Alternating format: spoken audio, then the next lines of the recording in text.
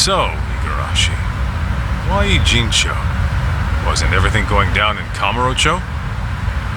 It just so happens that Rhizome, the precursor to Crimson Lotus, is having a reunion today. The venue's a hotel in Ijincho, and every founding member of that group will be there. At least the ones who are still alive. I'm guessing Mikiko wants every last one of them dead, doesn't she? Uh-huh. On top of that, her final target's also planning to show. The one she wants dead the most. You mean outside of Crimson Lotus? Who? The one going around killing the founders of Crimson Lotus before she can. What the hell are you talking about? Why'd Mikiko want to take out who's ever killing her enemies? They've got a common goal, don't they? Hell, you're a detective. Try using that old noggin of yours, why don't you? Primitive as you are, I'm sure you can piece it together, knowing what you know. Plus, Ijincho's an hour away. How about we make like detectives and go over what we know? Yeah, sounds a bit too buddy-buddy for me. Besides, I'm a punch-first, go-over-shit later kind of guy. Yeah, I can see that. However, if you were to, say, arrive at the truth on your own, then no one breaks confidentiality. Fine, I'll bite. So, the real killer, huh?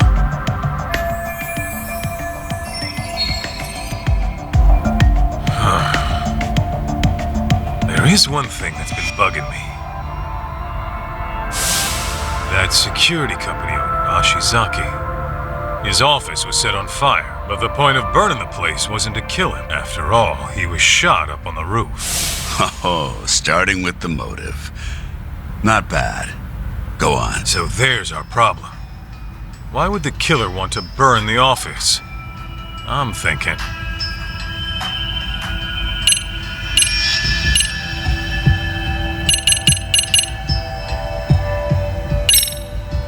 It was for the thrill of burning down the scene of the crime, right? Huh? I'm saying the killer was just pulling some kind of stunt. Don't you think so? You know, like in movies, where the perp has some weird obsession with leaving their mark on the scene or whatever. But you really are the world's greatest detective. Oh, greatest, huh? So you're saying I was right? If you were being serious, I ought to put a bullet in your head and end your joke of a career right now. And chill out. Since when does taking a wild guess hurt anyone? It hurts me just hearing you. Fine, be a buzzkill. Anyway, when it comes to the killer's real motive for arson, what if it was to get someone's attention? Like a smoke signal? Why would anyone in this day and age use a smoke signal when you could just call or text? I see your point. It was to burn Ashizaki's body on the roof. Sound about right? So he tried to incinerate the entire building? But why? Maybe it would have been bad news for the killer if the body was identified. Or something. Not really. Unless it was hot enough for bone to burn. They'll ID the body with a DNA or tooth analysis. Burning the building wouldn't entirely burn the body. Yeah, I guess. If that's the case, there was some evidence that would incriminate the killer. So they burned the place to get rid of it. Interesting. And? I think I know just what the killer was trying to hide.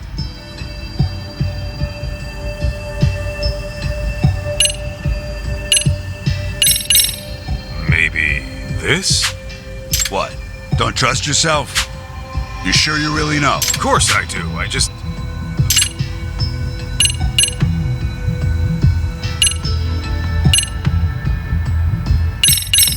I found this data from a tablet at the scene. Maybe the killer was trying to erase it. How do you figure? You're asking me? I mean, only the killer would know that. You're fucking with me, right? Didn't you just say you knew what it was the killer was trying to hide?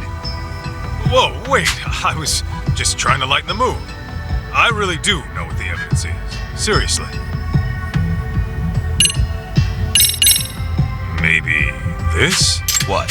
Don't... Of course I do. Maybe this? What? Of course I do. I asked a buddy of mine to pull the data from a burnt hard drive I picked up at the scene. What he found were records of illegal wire transfers to the security company. And the company sending the cash was a smartphone app developer that isn't around anymore. I'd wager the killer'd want to have these records erased. Hey, you're good. Didn't think you'd get your hands on those. By the way, that smartphone app company, you're talking about Devenir, I assume. Okay, how the hell do you know? It was thanks to Mikiko-san, really. She requested we look into a certain someone. Over the course of our investigation, we learned about a dummy company called Devenir. And as you can guess, Devenir was created as a front for this certain someone. He used it to directly employ Crimson Lotus. Cover-ups to customer service. They handled all sorts of trickier than usual jobs.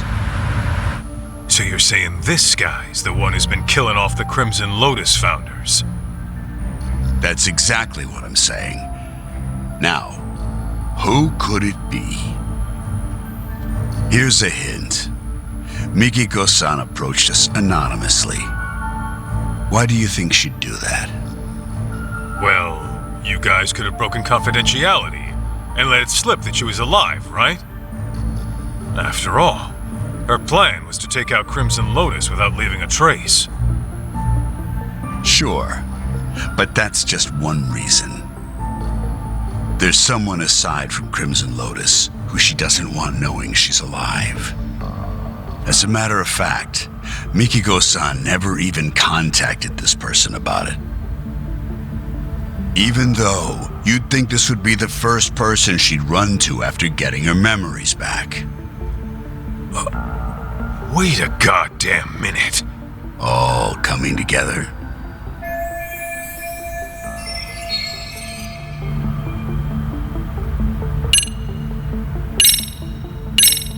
Holy shit. Was it me? I mean, I'd sure run to me if I were in Mikiko's shoes.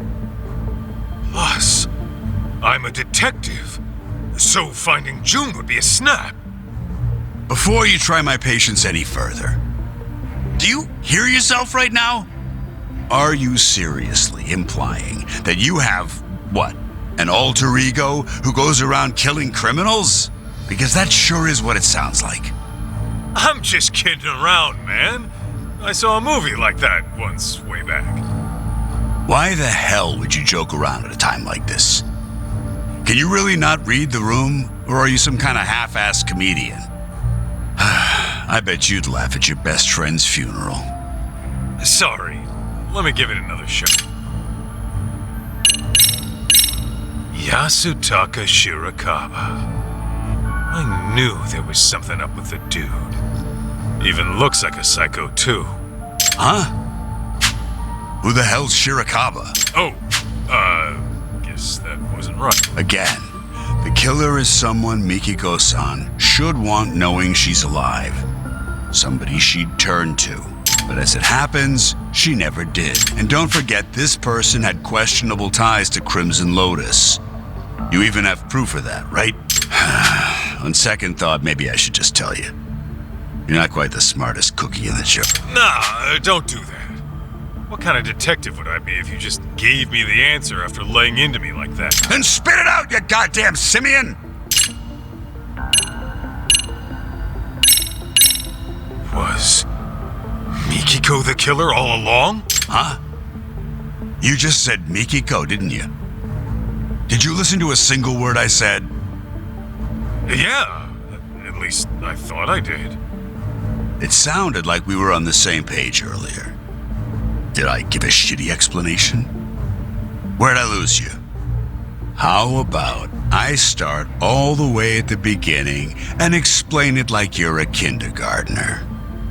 No, I'm good. My bad. Just got a little shaken up.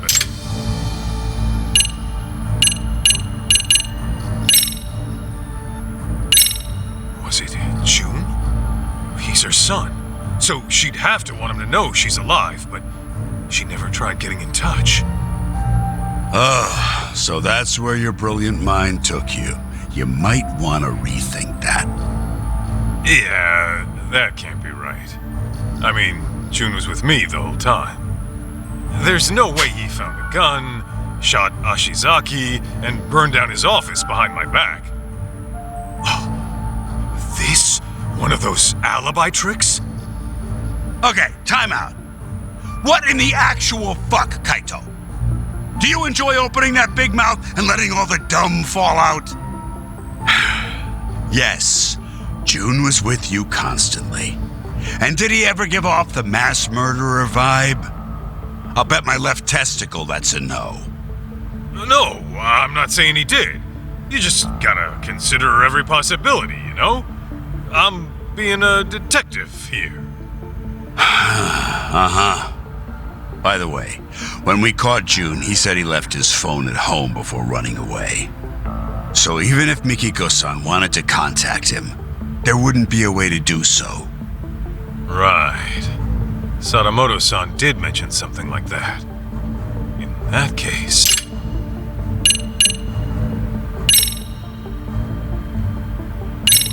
It was you guys! You bumped off Mikiko's targets before she could get to them.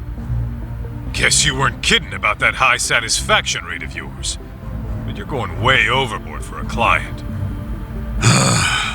Masaharu Kaito, of the Matsugane family. Ugly as an ape, and just as dumb. Looks like the rumors were true after all. At this point, we might as well just turn around. We're done here. Senda, go ahead and flip a U-turn when you can.